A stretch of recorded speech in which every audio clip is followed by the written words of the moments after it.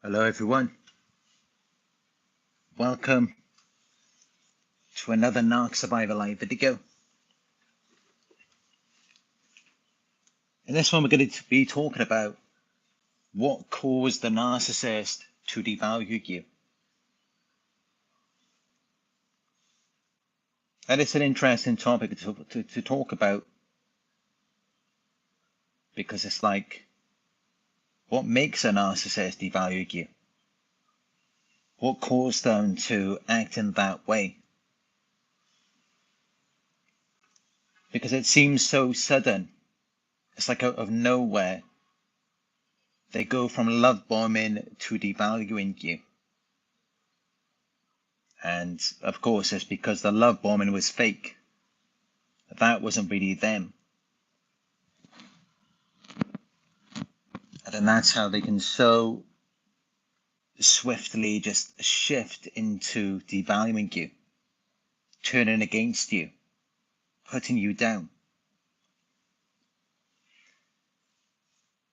So really, it's as simple as this. A narcissist will begin to devalue you when you're no longer serving their emotional or psychological needs. And it's not like with a normal person who may have emotional or psychological needs. Their needs are very extreme because they can't even take care of themselves. They can't even take care of their emotional or psychological needs on their own, which is how they're very different to us. But that's pretty much what it is that you're no longer serving their emotional or psychological needs. You're no longer giving them supply, or they perceive a threat to their inflated sense of self. So it's a defense mechanism so that they can maintain their fragile self-esteem. And yeah, there's certain triggers that cause them to devalue you. I'm going to give you 6 triggers in this video. The first one is a loss of admiration or supply. Because narcissists thrive on external validation, also known as supply. And it's because they operate with a false self, a false character. They're pretending to be something that they're not. And initially they get with you, they idealize you, they love bomb you, and they feel like you complete them, as though you complement their false image. You make it feel more real to them, and you make it look more real to other people. So initially they get in this external validation from you because you believe that what you're seeing is real. You believe that it's genuine. So you're being a good source of supply for them. But then the problem comes in when you're no longer giving them that abundance of admiration, attention, or support. And that's when the narcissist will begin to feel slighted, and then they will devalue you. Because, let's have a little talk about this. I mean,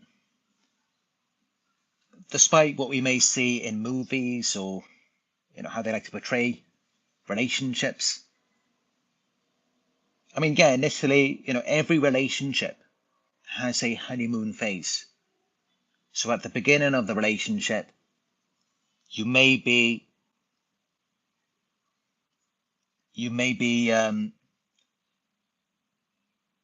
more involved with each other than you are later on in the relationship, because everything is new.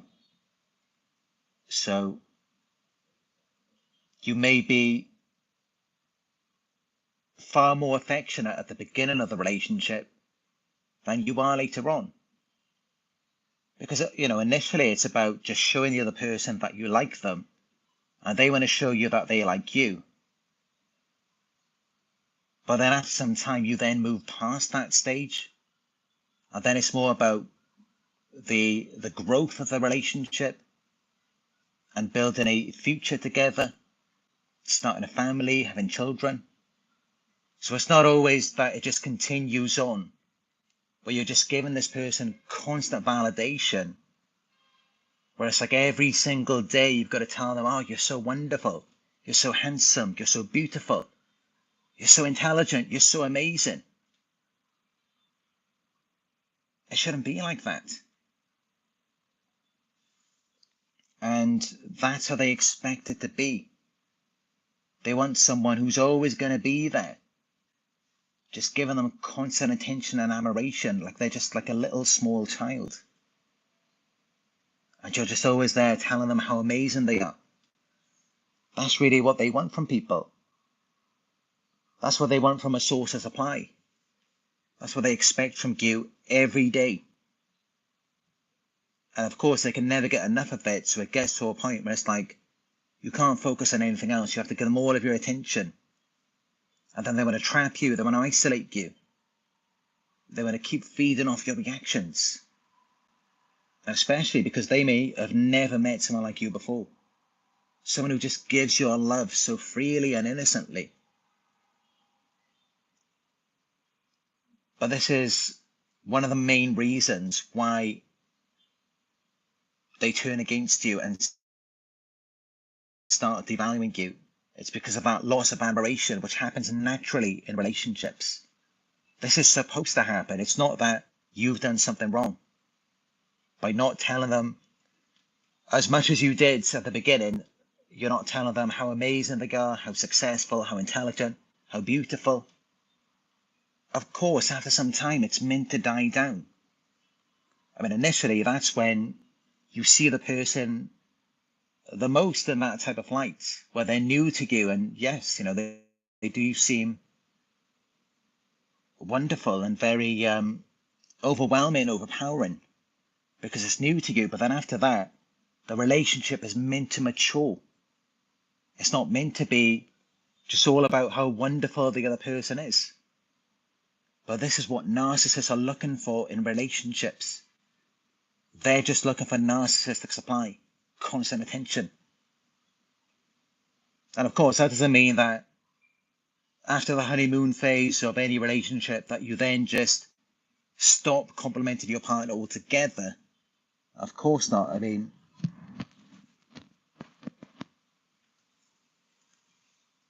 I see myself as a relationship expert after all of the research that I've done on relationships. And I think that it's very important to keep complimenting your partner. But it shouldn't be every day. It shouldn't be something where it's like constantly you're just telling them how wonderful they are, how handsome, how beautiful. It should be more like on special occasions, or as an example, maybe they get promoted at work. Maybe they get a new job. Maybe they start a business. Of course, on times like that, you should be there complimenting and supporting them, encouraging them on doing things instead of it just being about what's on the surface, their image.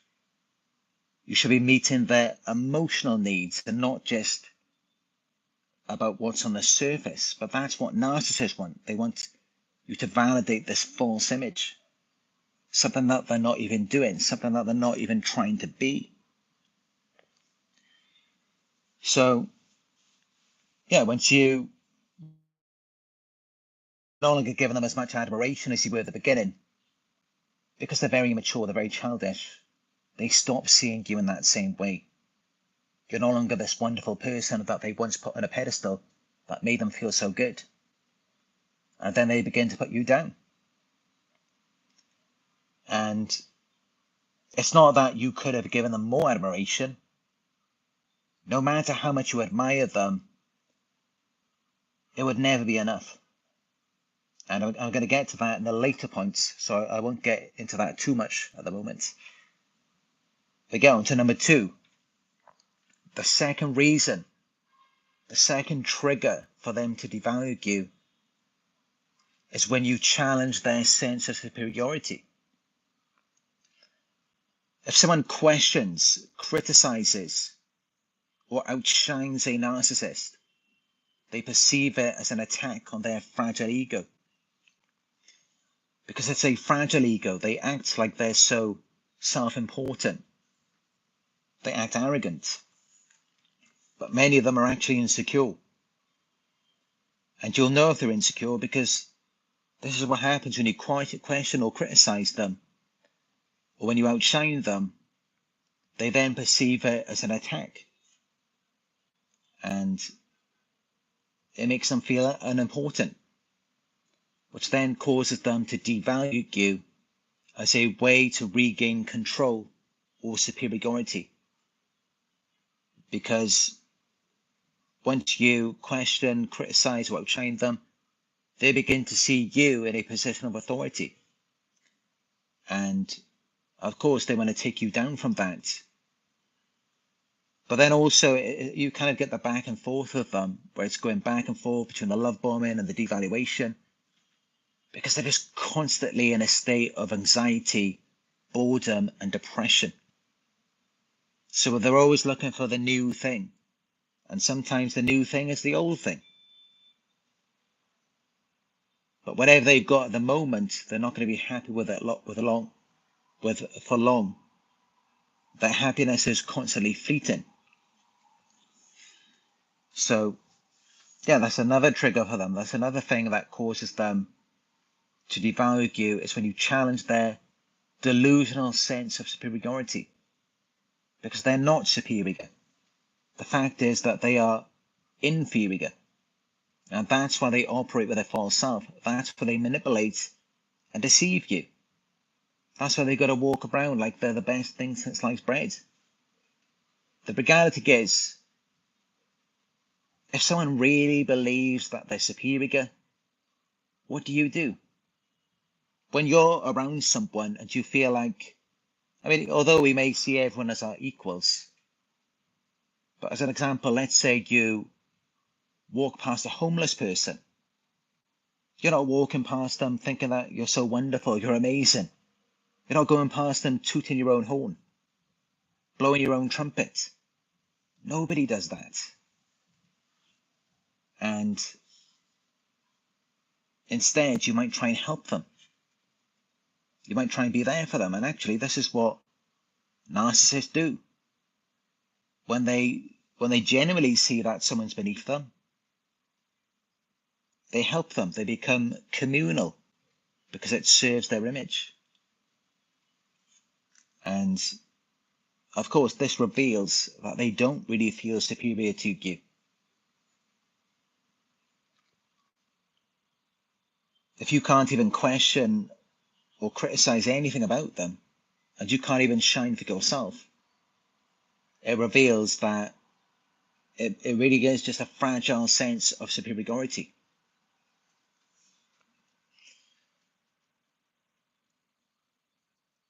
The third trigger of what causes them to devalue you is perceived rejection or abandonment. Narcissists have deep-seated fears of abandonment or rejection. So if they sense distance or disinterest, they may devalue you to protect themselves from their fears of abandonment or rejection. So essentially, if they feel like you're slipping away, and remember, narcissists are highly attuned to your emotions, your reactions. They're constantly scanning your body language, tone of voice, and facial expressions for any signs of distance or disinterest, repulsion, disgust, just being turned off. They're constantly scanning you for that. They're very paranoid and hypervigilant about it because they have such an extreme fear of abandonment and rejection. So they're highly attuned to it, and as soon as they feel like you disapproved of something they said or did, or that you're not in agreement or in accordance with them, and they don't have any power or control over you, they don't have their grips on you, then they may just start slipping away themselves. They may just ghost you. They will get you before you get them, because they are terrified of rejection and abandonment. They do not want to go through that. That was their trauma in childhood, is that they felt abandoned, they felt rejected. And of course, that may have been something that many of you had to go through. But you may have remained strong through that. You may have had your own internal strength. As for myself, I know many of you like it when I talk about my own personal experiences. It was actually the opposite for me. For me, I was the one who was abandoning my own parents. When I was living with my mother as a child, I was constantly just running away. She would lock the front door and I would just jump out the window because the household was just so toxic, and I never liked the abuse. I didn't like that dysfunctional environment. I hated all the yelling and shouting. And the same thing with my father. When he became abusive, I would just run away from him. So I was the one who was constantly abandoning my parents. And very rarely did my parents ever really abandon me. I mean, there were some occasions that I recall.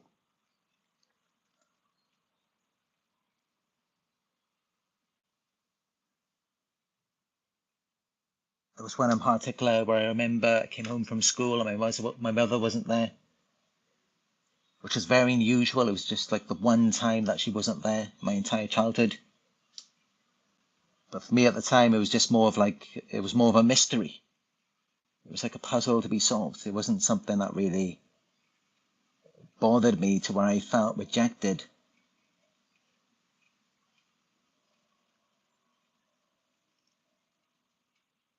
I mean, for me, the feelings of rejection and abandonment that came in much later in life. Rather than when I was a child, it was more during my teenage years, because that's when I was really going through the devaluation in my family. While when I was younger, I was more the golden child. I was the favourite of maybe both of my parents at that time. But I was always just an authentic child, so I was never the type of child to manipulate anyone in my family. I never had the ability to do that. I was always very honest, very truthful. But yeah, of course, I mean, many of you, I mean, we all have these, at some level, we have a fear of abandonment or rejection based on what we may have experienced earlier in life. But it is different with narcissists. For them, it's much more pronounced, to where they are paranoid, hypervigilant. They're constantly scanning you for any signs of disinterest. And it can even be so bad to where they will just ghost you, give it a silent treatment, or devalue you to protect themselves against their own fears of abandonment or rejection. Because when they do that, when they get you before you get them, it relieves their feelings of insecurity. It provides them with a sense of control. And of course, when they were a child, they didn't have that control. They felt like they were open, they were vulnerable. And then they felt attacked, or they were attacked. And that's why now they're so closed off. And you may also see that in covert narcissists, it's in their body language. You will see that their body language is closed off. So their back and their shoulders may be more hunched over. They have more of a protective posture. They may have their arms crossed, their arms folded, almost as though they're trying to protect their stomach or even their groin area. That's what you may often see with covert narcissists. Well, of course, with the coverts, the grandiose narcissists, they're more open. They more have their shoulders back and their chest out. Because many overt narcissists are quite confident in their abilities and in their worth.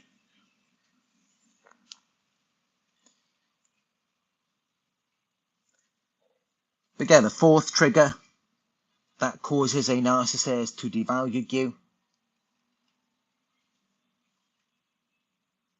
is the failure to meet unrealistic expectations. So, narcissists place very high and unrealistic expectations on people. They expect you to perform to a very high standard, a very high level, which is kind of contradictory in a way, because they expect you to achieve so much and yet at the same time not have any confidence in yourself. So it's like, it's kind of a paradox. It's how can you perform so well and not feel confident or secure in yourself? It's very contradictory, but this is what they expect from you, is to meet their unrealistic expectations and at the same time just think nothing of it, as though it's not even a big deal, even though no one else has even done maybe even a fraction of what you've done for them in their entire lives, and they can even do a fraction of that for themselves. But in many ways, when you perform for their unrealistic expectations, they want you and everyone to see it as though that's credit for them. That just displays their worth because you're doing it for them, because they're greater than you, because they're above you. So that's the mindset that narcissists have. It's not like because you're doing it that you're so great, you're so wonderful. It's more about you're doing it for them. It's being done for them. It's being given to them, provided.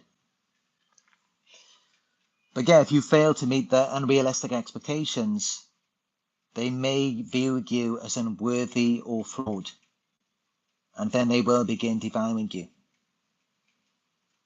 because they see it as though you just weren't good enough. Now, this is typically going to be the ones who are more secure, more overt, especially those types of narcissists. You're going to see them come out and be more overtly devaluing you. While the ones that are covert, the ones that are more vulnerable and maybe insecure, they're going to become more passive aggressive, and they're just going to feel like it's unfair. So for the covert narcissist, it's more that it's unfair that you didn't meet their expectations. And while with the overt narcissist, their attitude is going to be more just contemptuous. It's just going to be more like you're just a fraud. You're just a joke. You're just nothing, is how they're going to think. But with the covert, it's going to be more playing the victim.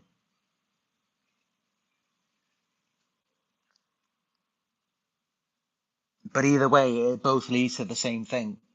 They're going to seek vengeance. They're going to seek to punish you for that.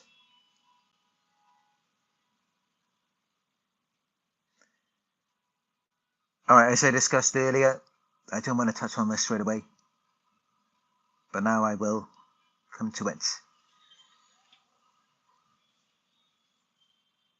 So earlier on, the first point, the first trigger that I mentioned of what causes the devaluation is the loss of admiration or supply.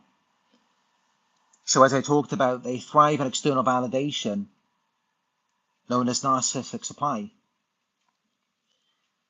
And when you stop giving them this constant admiration, attention, or support, the narcissist may feel slighted and they may begin to devalue you. But as I touched on earlier, even if you gave them all of the admiration, all of the attention, all of the support that they're craving and looking for, it would never be enough for them. You could give them the world. You could move mountains. You could go to the ends of the earth. It's not going to make a difference. It's not going to make them better. It's not going to make them happy. So, yeah, you just end up burning yourself out. You just end up exhausting yourself physically and emotionally. And it just gets to a point where you can't do it anymore. But let's say in some rare cases, let's say there's like some real life Batman or Superman out there, okay? Let's say there's someone out there who has unlimited energy and they never get tired. They never just lose that enthusiasm. They constantly showering the narcissist with compliments, praise, attention, whatever they want. It could even be a billionaire with mansions, super yachts, private jets. Even with someone like that, eventually the narcissist will get bored. They will get bored. And I know it can be difficult to believe. I mean, you'd think, wouldn't that be a narcissist's dream? To be with someone who maybe has 100 mansions, 100 mega mansions around the world, a fleet of private jets and super yachts, supercars. Or maybe someone who buys a new mansion every week, buys a new supercar every day. How can a narcissist get bored of that? They can, because it's still attached to that person, to the experience that they're having with that person. And they may fantasize, what would it be like with another person who has the same amount of money or even less, even if they have less money? And this is how you see, like with billionaire Jeff Bezos, his wife was cheating on him with bums, with men who didn't have anything. And she had it all with him. So it's not about who you are or how much you have or how successful you are or even how charming or charismatic. You could be the most charming, charismatic person in the world. It doesn't matter. They are still going to get bored. It's never going to be enough for them. And it doesn't matter how great you are. You could be a Hollywood A-lister. You could be Johnny Depp. Look at what happened with him and Amber Heard. Or that situation with Will Smith. You could be a very charming, charismatic person who has a very successful career. You may be able to really just entrance so many people with your work, with your art, with your literature. When it comes to the narcissist, they'll just get bored. They'll lose interest very quickly. Even if you're giving it all to them, you're giving them constant admiration, attention, support, whatever they need, they'll get bored of it. And that's why they will then devalue you. Or just ghost you, just get rid of you. Because they're bored. But when I'm saying this, detach from it, from a personal sense, because it's not about you. It's not that you're boring. It's that they're boring. It's that they have a problem. They're suffering with depression. I mean, just look at a child. Children are so easily amused. They're very curious about things, easily fascinated. I mean, I remember when I was a child, I could just sit in the grass and just play with the daisies or the grass. And I could do that for hours, just playing with the insects. And just playing in outdoors, just going to the beach, building sandcastles. And I would never get bored. But with narcissists, because they've lost that curiosity, that fascination, that sense of mystery, that childhood magic, they don't have that. Because of their trauma, because of the abuse, they've lost it. So everything is just dead. There's no atmosphere. Everything is boring. They have to, because they always want to have a sense of control to alleviate their fears of abandonment or rejection. So they've got to have control. They've got to have possession. And of course, to possess something, they have to define it. They can't just let it be free. They have to contain it, put it in a cage, restrict it. And then by doing that, they suck the life out of it. When they constrict you, it's like they drain all the oxygen out of it. And then it's difficult to breathe. It's just so dense, so dead, so boring. And that's how you may just find yourself getting very bored as well. Or you may also feel addicted to them, because when they go back and forth between the love bombing and the devaluation, it can get you hooked on them. It can become addicting, because in your mind you still got the false self. You remember what they used to be like. So then you're still holding on for that, hoping that that will come back.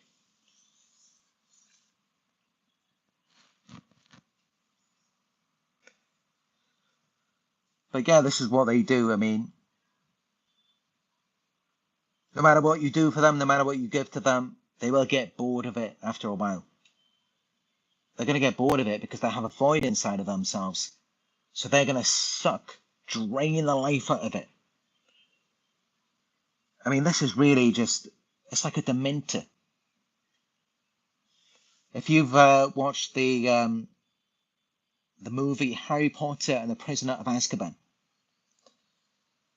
there is there's a Quidditch scene in that movie where you see the Dementors, and they come and just suck the life out of people. That's what these narcissists are like, energetically. And just being around them, it just drains the life out of you. It leaves you feeling depleted. It's just draining, and everything just becomes boring, unstimulating.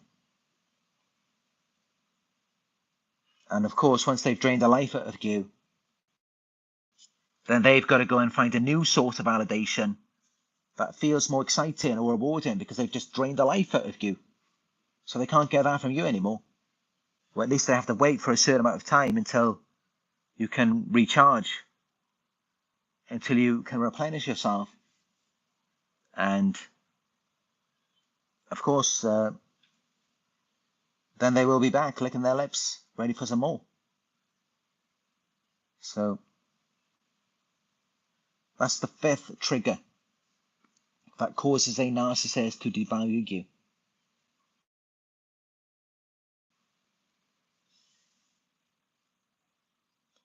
And the sixth and final trigger that causes a narcissist to devalue you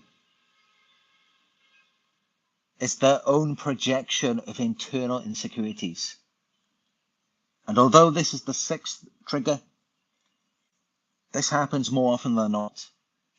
Most of the time, this is what it is. This is what's going on. The narcissist will project their own insecurities and feelings of inadequacy onto you. They will devalue you simply just to deflect attention from their own flaws. So they'll make it all about you. They'll point the finger at you. And they will criticize you, neglect you, emotionally withdraw from you, manipulate you, or just engage in outright hostility. They will push and provoke you constantly because they want to make you into the person that they want you to be, into a person, a character that's less valuable than who you are, because they feel down to you in comparison to you. They feel like you're above them, so they've got to pull you down to their level and then keep you there through provocation, through triggering you and upsetting you, through the abuse. And then they can feel like they're not so low down then, once they've done that to you. And many times they just try to turn their own victim into a perceived menace. into a hostile person themselves, which is what many of you can become. And it doesn't matter how good of a person you think you are. I mean, the reality is that if you're provoked long enough, you will react, you will get angry, and you might even become abusive yourself. Or you will become abusive yourself at some point, unless you're willing to just sacrifice it all and let them take your own life, which I don't think many people are able to do. I mean, why would you do that for someone, for an abuser? To let them treat you that way? I mean, the reality is, and you can do research on this yourself, but the CIA did some experiments where they were torturing prisoners of war. I think this was with the war in Vietnam. And they would tie a prisoner to a chair, a prisoner of war, and they would drip water on their heads. Now, I know this may sound funny. It's like, well, what's that going to do? Like prisoners of war, you'd think they would do some more extreme torture than that. And they did do more extreme torture than that. They would like clip off their fingers and just slowly kill them. But actually, one of the most, if not the worst possible torture of all, was to just drip the water on the prisoner's head. That was the worst. And it may not sound that bad. It may even sound humorous initially.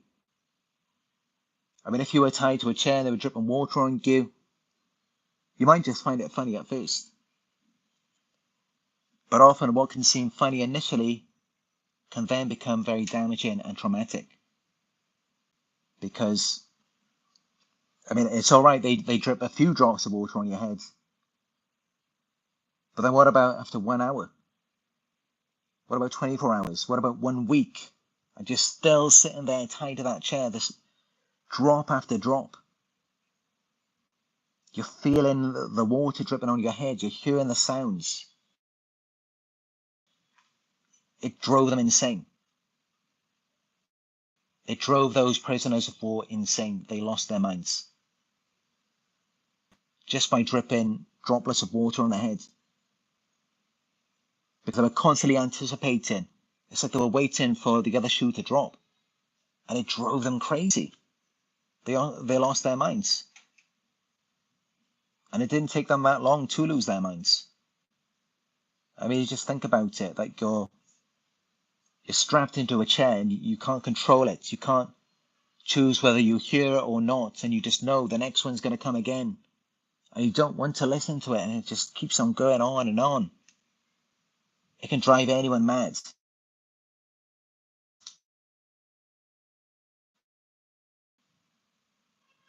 Narcissists love to do this. Keep poking you. You're going to react. I mean, imagine you've got someone following you around and they're constantly poking at you. And no matter where you go, you can't get away from it. Initially, you might find it funny. Someone comes up to you and pokes you. You might laugh at it. You might just think it's silly. But what if it happens again and again and you can't get away from it? The person keeps following you. Eventually, you're going to snap. Initially, you might just poke them back. Eventually, you might just end up punching them. And if they still keep going, you might just end up killing them. Because you don't want it. You don't want to be forced into something that you don't want. And that's how it can drive you insane, because you're forced to experience things that you do not want to experience. And that's just it. I mean, we didn't come here to this earth to have these senses, these sensations, to experience something adverse, something that is contrary to what we want, to what we want to experience. And that's how it can drive you insane. Anything that is opposite in nature to what you want to experience, to what you desire can drive you nuts, especially if it's forced and it's repetitive. Gang stalkers do this as well. And, anyone who acts like targeted individuals are crazy, or they're likely gang stalkers as well. Or they must just lack emotional intelligence to not even be able to recognize it. I mean, it's easy to see that if you're already suspicious that someone is following you, and if they've already done something extreme, like they've robbed from you or they've attacked you, you're going to be on guard. You're going to be paranoid about it. You're going to be looking around. And maybe the person that they got to rob you or to attack you, as an example, may have been wearing a red t-shirt. So now the next time you go out, you're going to be looking around. You might look out your window and you're looking for red cars. You're looking for people with red t-shirts. And then that's when they bring the red cars. So it's that simple. And this is just the way that the human mind works. And if you do your research on it, I mean, every trauma recovery coach knows about this. They are aware that if someone is involved in a car crash, let's say the car that crashed into them was a red car. That person who was in the crash, they may have PTSD, emotional flashbacks, and maybe the next time they go out on the roads, every time they see a red car, they start panicking. Gang stalkers take advantage of this. Even narcissists take advantage of this. Some of them can become aware of it if they have some level of self-awareness, if they're malignant. So they might do something such as they might wear a certain t-shirt when they're abusing you, when they're shouting at you, and they know it's going to have an effect on you. They know that it's going to trigger you, and you're going to remember that. So then the next time they go to abusing you, they don't even have to say anything. They can just wear the t-shirt, or they can wear another t-shirt the same color, or another one with a similar pattern. And it's going to trigger you. It's going to make you alert. It's going to put you in fight or flight. You're going to look crazy, unstable. And it's going to look like to everyone that something is wrong with you. Even though there is nothing wrong with you. It's a normal response to trauma. This is how a normal, healthy mind works. And they take advantage of it because they are really sick people. They lack empathy. They have an empathy deficit. I mean, anyone with a brain, anyone with emotional intelligence, anyone with any self-respect, with any level of empathy, you would think, if you got in a fight with someone, if you argue with them about something, and you were wearing a certain colour t-shirt or whatever it was, you would think to be more kinder, more compassionate to that person. The next time around, you may even want to talk to them about it. If you recognise their symptoms, you can see their reactions. You might want to suggest to them that they speak to someone about it. If they're suffering from trauma and they're having these emotional flashbacks, and a certain colour has become a trigger, which they will blame and shame you for and make you feel like you're crazy, there's nothing crazy about it. This is a normal thing that happens to victims of crashes. They get involved in an accident. Maybe the car was red. Then the next time they go out, every red car they see, they start panicking. It's a normal human response because we want to stay safe.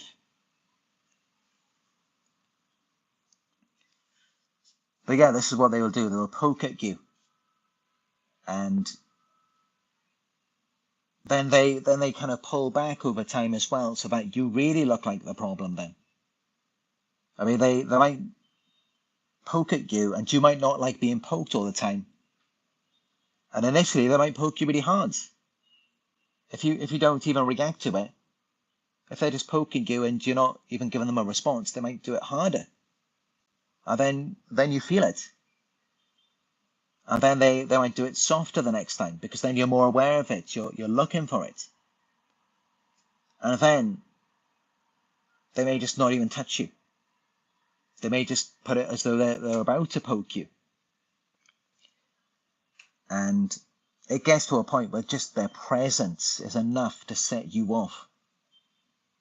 It's enough to make you look crazy to other people in public. And that's what they play on.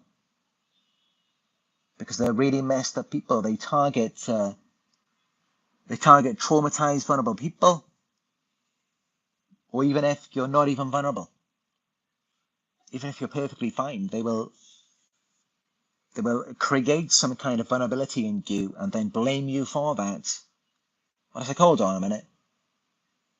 They were the creator of that. It was non-existent before they got involved. So whose fault is that? And yet they dissociate from their own actions. Many of them are in denial. They lack self-awareness. So they can't see that they're actually just projecting their own self-hatred onto you. The reality is that they hate themselves. They hate their own actions. They know that their own actions are bad. They know that they're bad. They know they're no good. And they project that onto you. And this is what it is more often than not, is this projection of internal insecurities, where they project their own insecurities and feelings of inadequacy onto you, by devaluing you or by provoking you. It's all just to deflect attention from their own flaws.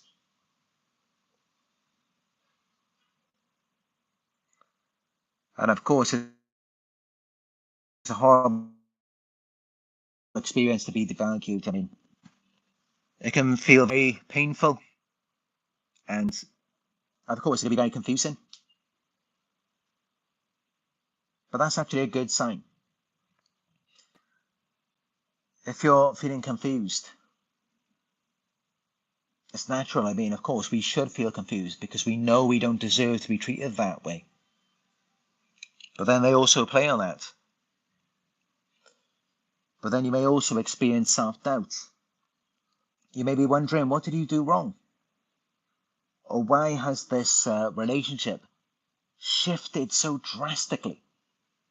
Why is it such a sudden shift? Any sudden shifts are not healthy.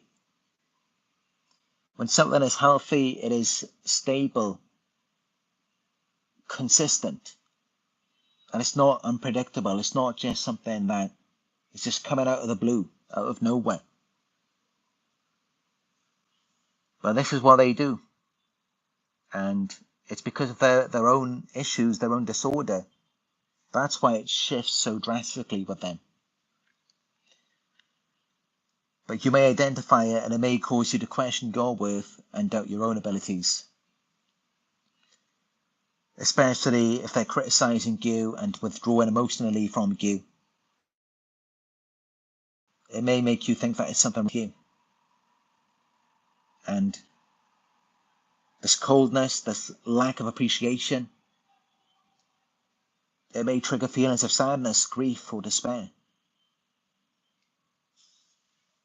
And you may mourn the loss of this idealized bond that you once had with them. You may experience shame and guilt. You may blame yourself because you've been devalued.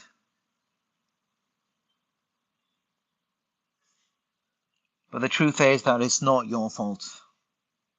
Do not blame yourself for their disorder.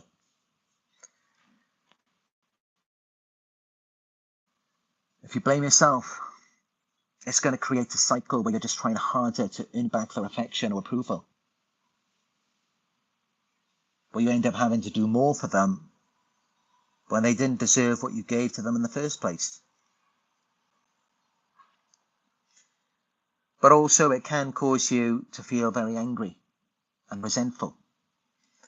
Because it is unfair. I mean, you're being treated as though you're unworthy or as though you're insignificant, which can cause you to experience frustration because it is unjust. Their behavior is unfair and unwarranted. Of course, typically with the anger and resentment, I think you're having those types of emotions, that reveals that you are more aware of yourself. So you do know your strengths, you do know your worth. That means that you do have self-esteem, you do have self-love. Because what typically happens is if they've really just crushed your spirits, they've crushed your self-esteem, your self-worth, you're going to be experiencing more shame and guilt. But when you still have some confidence about yourself, you still have some self-esteem, then you're going to be just more angry about it. Because you know you don't deserve that treatment. You know you deserve better. And this is how it's quite healthy. It is healthy to have the anger. Maybe not to express it in violent ways, but the emotion, yes, it's a healthy emotion in some ways. And it's a part of your healing that initially you will experience feelings of shame and guilt. And once you process the shame and you realize that it's not your fault, you will begin to feel angry. You will experience resentment because the reality is that you deserve so much more than that. You deserve so much better. Like the person you are and how you work on yourself, you take care of yourself.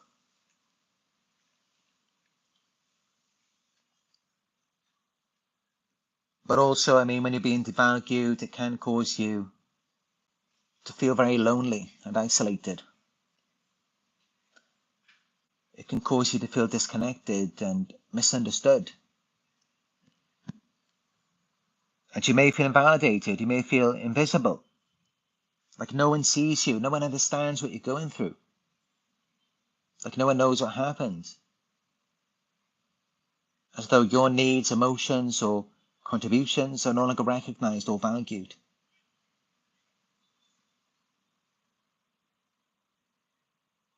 And that's where these videos can be very helpful because you are valued. Your needs and emotions, your contributions, they are recognized and they are important. And that's why I make this content, because I recognize your needs. I recognize your emotions.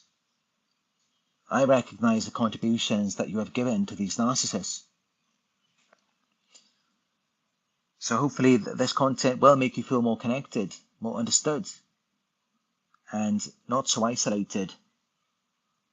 And to where it can also give you the courage and the confidence to make new friends and even eventually have new relationships.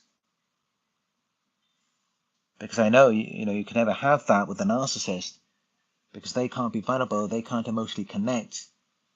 So with them, it was more just, they typically just engage in the mockery, the ridicule, and just the projection of their insecurities. But yeah, you can have that with someone else. You can have real friendships, real connections with people who do value you, with people who do recognize you. I mean, the reality is, these narcissists, when they trauma bond us and they gaslight us, they put us in the narcissistic fog. The fear, obligation, and guilt, where everything is so cloudy, your vision is like impaired and you can't see clearly. It's like you've lost your awareness. And I know it's horrible to go through that. I've experienced it myself. But honestly, you think that's bad? You can't imagine what these narcissists have to go through every day. Because so think about it, if they're able to put you in that state, imagine how low their level of consciousness and vision is. They must be really low down. They just they can't see anything. Everything is blurry to them. They can't perceive of what anything is. They don't know what's real, what's not. They just can't even see themselves. And it's almost like they're just deaf and blind. That's how it is for them. And it impacts us. It has an effect on us. It causes us to lose our conscious awareness as well, to where we then enter the narcissistic fog, the fear, obligation, and guilt. But just imagine how bad it is for them if they're able to put you in that state. Because, of course, if they were aware, if they were conscious, then they wouldn't be able to do that. So it really reveals that they're more like some kind of animal, almost like a fish, where their vision is clouded and maybe they don't experience full color. It's just their awareness. It's difficult to describe. It's difficult to put into words. But it's something I've experienced myself from being around them, where it just closes your mind. You become narrow-minded. You develop like a tunnel vision. And you can't consider the bigger picture, all different perspectives. You don't think about the future. It's more just survival mode in the present moment. That's what it's like for them every day of their lives. But even worse for them. They're like animals, primal, reptilian. And honestly, it's a horrible experience. But then also you've got to consider that this is all they know. They don't know what it's like to be in a high state of consciousness. They see you experiencing it and they envy it. They wish they could have that. They wish they could experience this abundance of happiness and joy. But for them, it's such a miserable experience, and the best that they get is when they become thrill seekers. Because that's the only thing that makes them feel alive. They don't get to feel alive all the time. And this is why they devalue you. This is why they abuse you, harm you. Because it's a miserable experience. They're very bored, they're very depressed. And not many people talk about this, but this is what they have to go through. And it's such a miserable experience. And I know what it's like to some extent. I'm sure many of you do as well. The way that it just disconnects you from yourself. You feel like you're no longer in your body, like you're in your mind, and you're trapped. Like sometimes you may feel like you're trapped inside your own head. Sometimes you may feel like you're not even in your head or your body. And you just lose that awareness. Everything's just so closed, narrow-minded, tunnel vision. Everything's just so slowed down. And that's how it is for them with their brains. It's just their brains are not firing off correctly. It's their neurocircuitry. It's fried. And of course it would be, because they're not attending to themselves. They're not attending to their own psychological and emotional needs. If they were, then of course it can come back. What they once would have experienced as a child, they would get to experience that again, that abundance of happiness and joy, and that openness, that abundance, because that's what it is. It's an abundance of a life experience where you can experience the depthness, the true intensity of things, true fulfillment. And this is why it doesn't matter how successful they go. It doesn't matter about the new supply. It doesn't matter how much money they have, how wealthy they are. None of that matters. Because what difference does it make if you've got everything in the world, but you can't even enjoy it? If your mind is still stuck, trapped, you're in a low state of consciousness, it's a miserable experience. It's difficult to describe to you, but as I've mentioned, I've experienced it many times. I experience it every day just by being around narcissists, but when I'm alone, I'm in a normal state of consciousness, and typically I believe that I vibrate at the frequency of love. And I don't harbor any hate towards anyone or anything. And even feelings of resentment, I mean, I've kind of moved past that at this point. And I just love the world, the environment, I love animals. I can love people at a distance. I can be compassionate. As long as they don't get too close and harm me. But for narcissists, it's not like that. It's a very painful, miserable experience. And this is why they do what they do, because they don't want to be stuck there. They want to climb, they want to elevate. They want to have a thrill, they want to have their narcissistic supply. So that it makes them feel just a little bit better. But that's not the answer. And by us giving that to them, we're just enabling their disorder. They have to go within, they have to fix themselves. That's the only way. And that's why the best thing that we can do for them, and this is why I don't feel bad when I make this content, it's because the best thing we can do for a narcissist is to expose them. Is to reveal who they are. And then maybe they can actually turn things around. Maybe they can actually become better.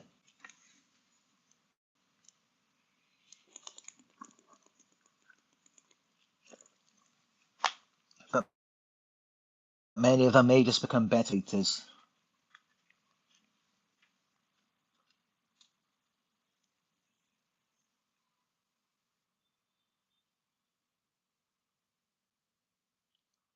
But that's really the only thing that's going to help them, is that exposure. So that they can be this state of acceptance of what it actually is. Because no narcissist is going to go within and do the work on their own. It's just not going to happen. Not without that initial exposure first. They have to be exposed first, and then they could experience that emotional growth and spiritual development.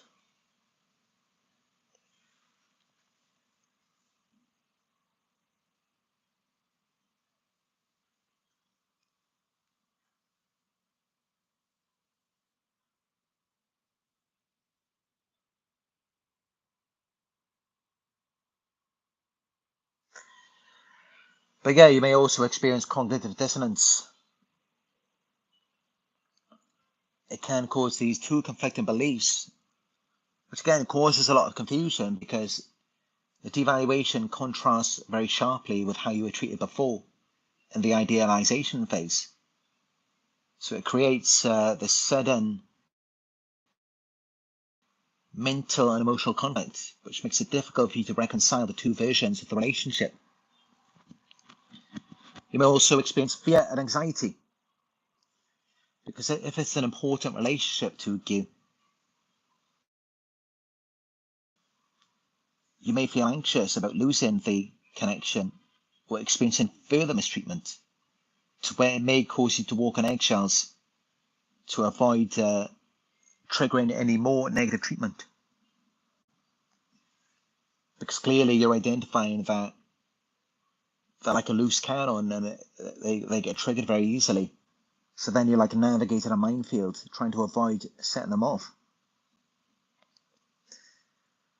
So yeah, it has horrible effects on your self-esteem. I mean, it can make you feel small, unworthy, or even invisible, as though you don't even exist. As though you're not even there, as though you're there physically, but you're not really there. because they're just not even seeing you. They're not even recognizing you. They don't care about you. All they care about is supply. They just want to get validation from you. And of course, it can really affect your self-esteem if you've invested a lot into them, and especially emotionally or financially, and you've relied on the narcissist for validation. It can really leave an impact on you.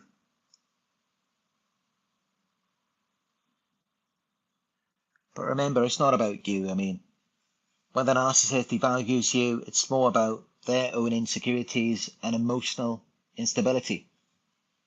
It says nothing about your worth.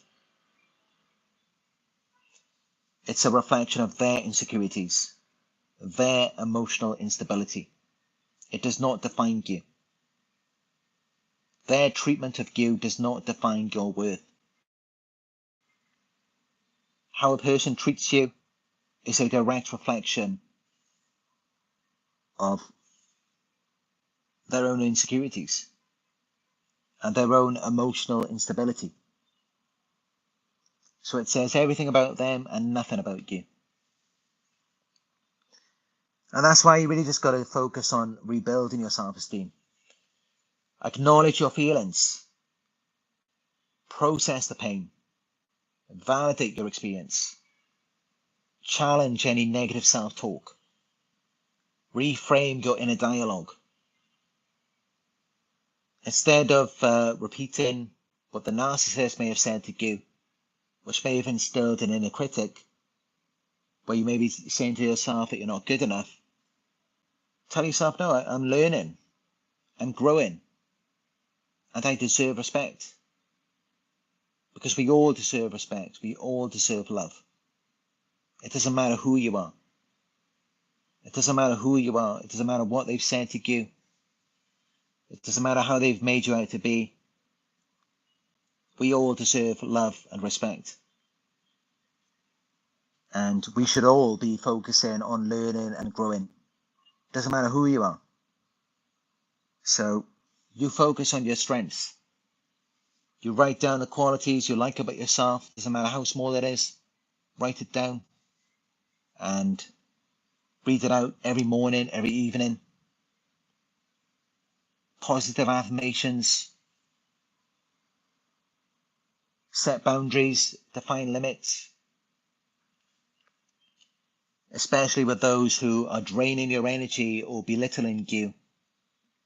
And don't be afraid to say no. Say no to things that do not serve your well-being.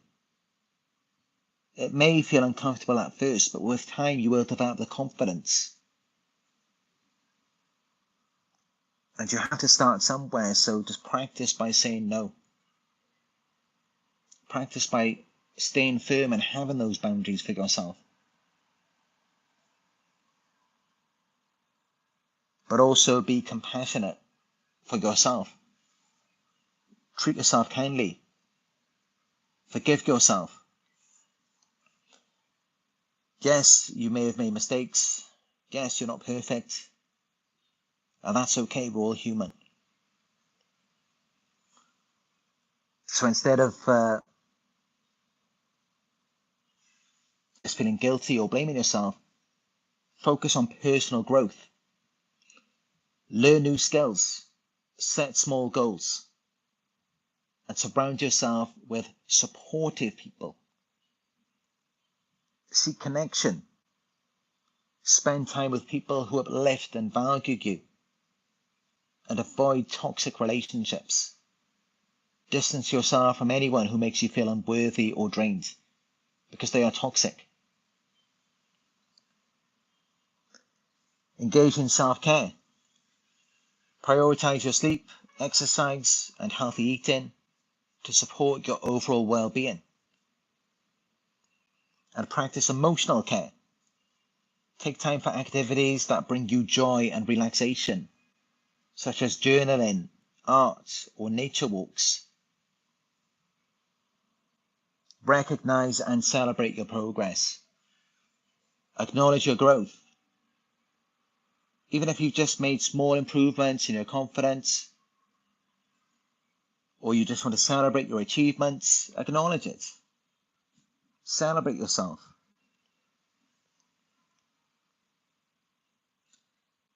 But also be patient, because rebuilding your self-esteem is a journey, so it will take time for you to heal. It's not just going to be that you heal overnight. It will take time. It can take months and even years in extreme cases. But don't see it as a burden. Don't see it as something that is a liability to you. See it as something that's more of a journey. Something that can be more enjoyable and fulfilling to you. It's a healing journey. And, that's the thing, is that sometimes the best part can be the journey. It's not that it won't be all great when you do finally heal. Well, actually, no, I wouldn't say the best part is the journey in terms of healing. But it can be a fulfilling part of it. It's a part of the adventure. And for me, when I look back, I mean, it was an adventure for me to go on that path of healing, of finding myself, of knowing myself. But then when you do reach that, it's not so much a destination. There's different levels of healing, but I don't think there's ever a time where you're going to feel like you're 100% healed. I mean, it's kind of like going to the gym. It's constant maintenance. But life is definitely much more fulfilling when you do heal. It really is. It's just no comparison to how it is before. It's so much better.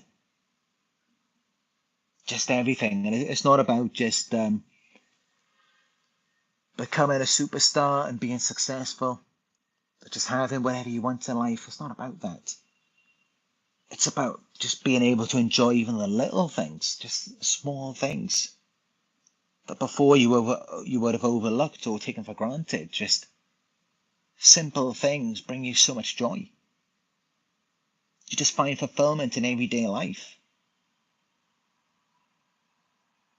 And you could just sit on the grass and just admire the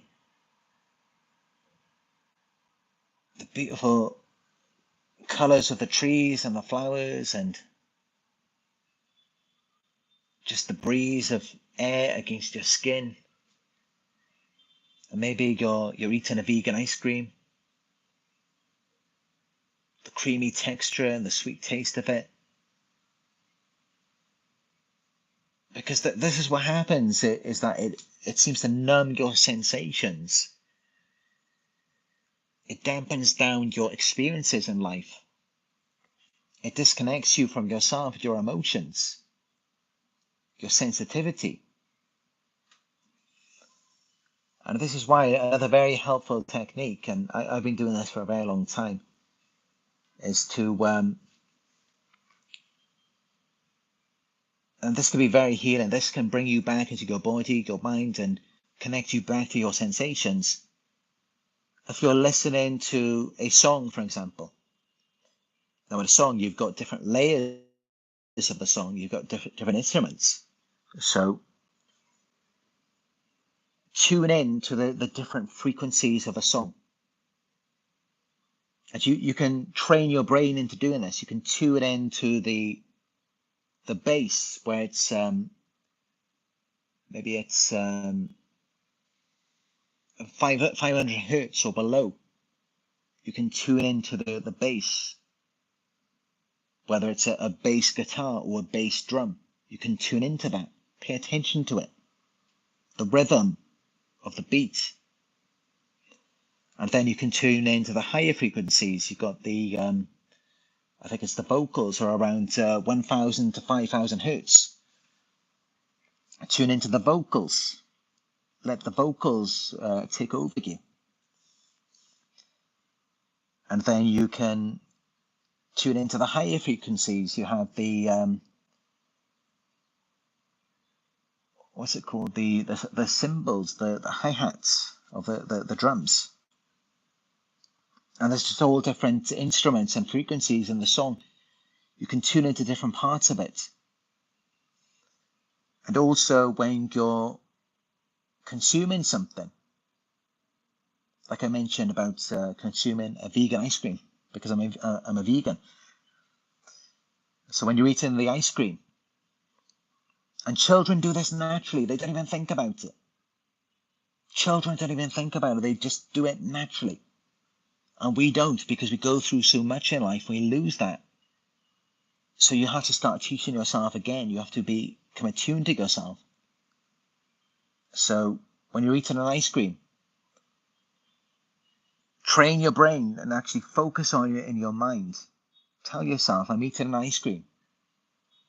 And describe it. Describe in your mind. You don't have to say it out loud. But just describe it in your mind, the texture of the ice cream. How does it feel on your tongue? Does it feel soft, creamy? And how does it taste? Is it sweet? Is it salty? I'm not sure why an ice cream would be salty. I mean, maybe if it's like a salted caramel. I think Ben and Jerry's, they do a vegan salted caramel ice cream. I haven't had Ben and Jerry's for a while. But in the UK, we do have a range of vegan Ben and Jerry's. It's really good. Cookie dough is my favourite, the vegan cookie dough. But yeah, definitely practice this. You'll be amazed how this can help you. And you'll begin to feel so much better. It really treats the boredom and the depression and even the anxiety that many of us go through, and that disconnection with ourselves and our emotions. You can do this with anything. You can do it with food, ice cream, music, movies, when you're going out in nature, when you're looking at art. Challenge yourself and really be curious about things. Explore the bigger picture of things. It's very healing.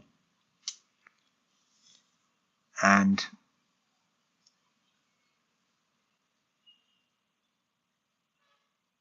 yeah, children do this naturally.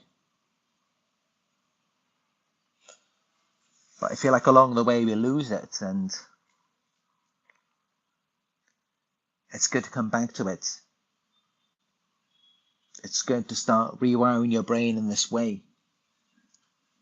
But also be very aware of narcissists, and if they become aware of you doing this, because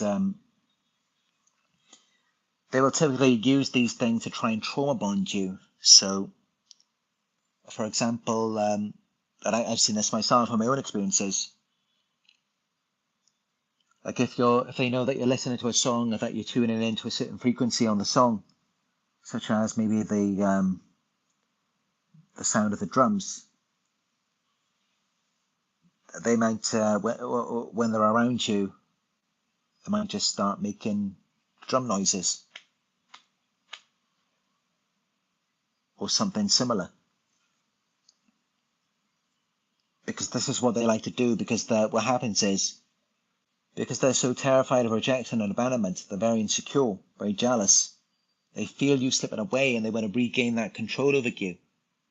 So they want to get you to make associations, to pair inappropriate things, irrelevant things with them, so that they can still remain a presence in your life and they can still feel relevant and significant to you.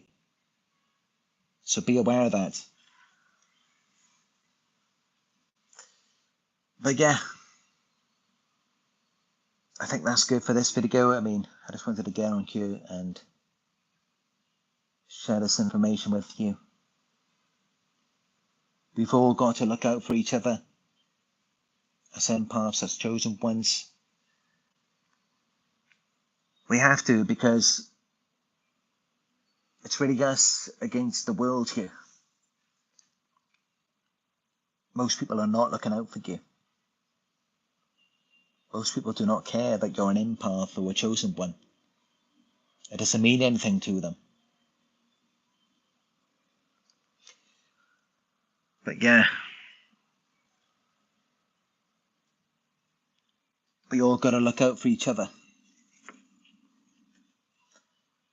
And I really hope that these healing techniques can help you.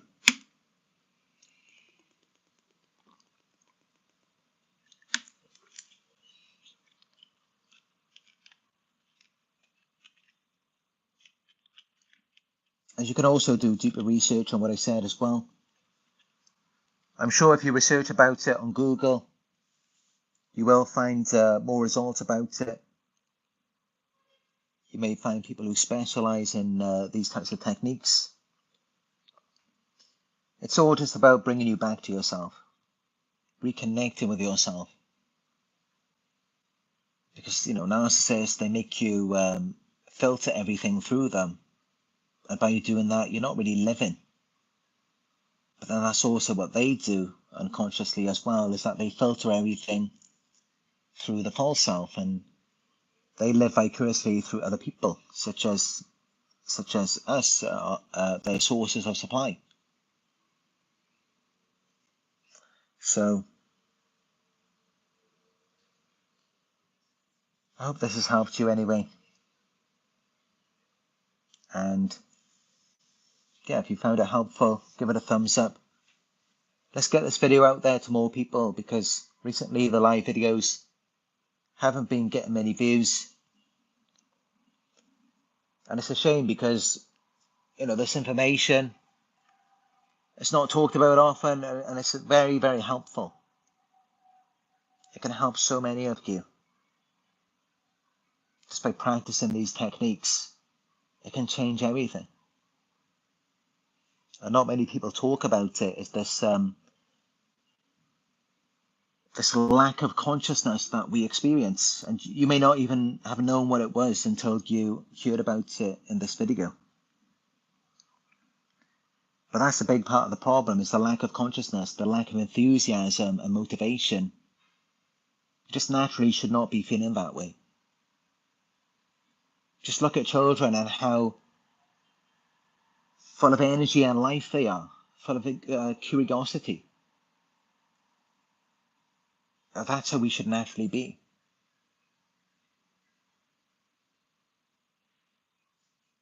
And that can help as well, is spending time with children. If maybe they're your own children or relatives, or even just going for a walk in the park and just observing children and how they interact. And also because children can be naturally narcissistic as well. And that can help us too, because we need to, in some ways, become a little bit more narcissistic, because there's a spectrum, and we are too far on the other end of it, where we're not protecting, we're not guarding ourselves, we have no boundaries. So we need to become more in the middle of, what some people may call is healthy narcissism.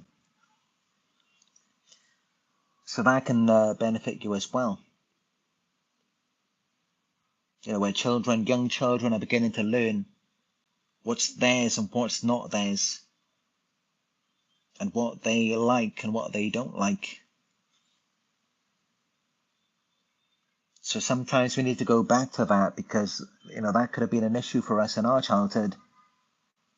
It's that we didn't have that separation, we didn't have boundaries, and we didn't know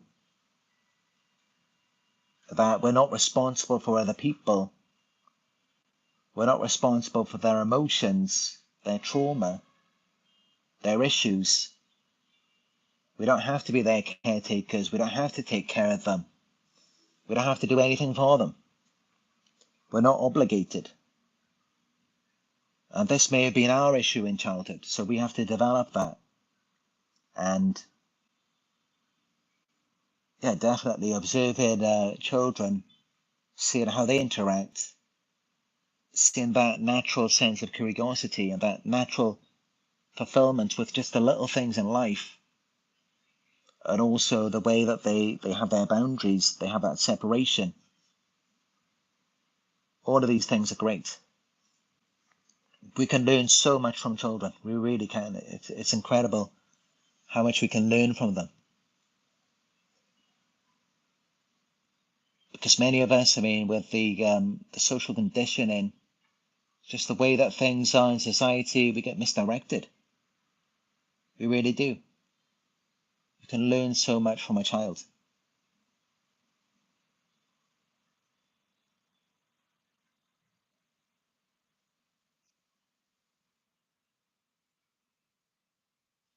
But yeah, I hope you found this video helpful.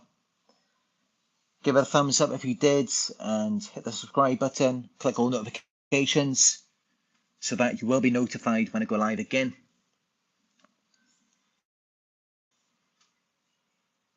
Donations are greatly appreciated, no matter how small. You can donate to my PayPal. It is paypal.me/narcsurvivor.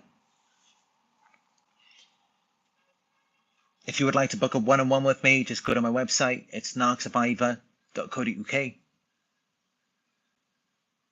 And follow me on Instagram if you'd like to see my videos of some of the cats that I recorded earlier this year in the Philippines.